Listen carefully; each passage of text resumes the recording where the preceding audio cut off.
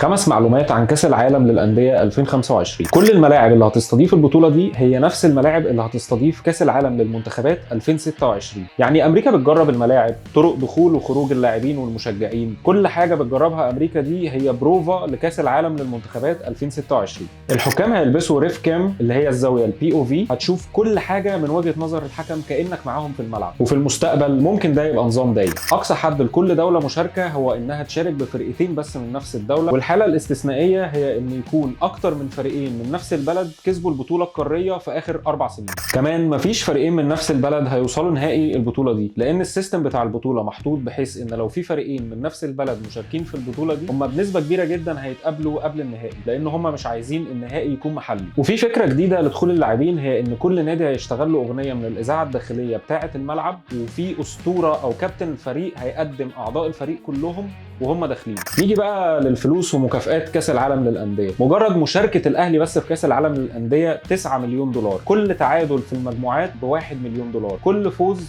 ب2 مليون دولار، التأهل لدور ال16 7.5 مليون دولار، التأهل لربع النهائي 13 مليون دولار، نص النهائي 21 مليون، والوصيف اللي هيوصل للنهائي ويخسر 30 مليون، والفائز بالبطولة 40 مليون دولار. يعني بحسبة سريعة كده الأهلي يروح يكسب كأس العالم للأندية ده ويرجع لنا ب 125 مليون دولار اللي هم بالمصري 6 مليار 190 مليون 766 ألف و750 جنيه.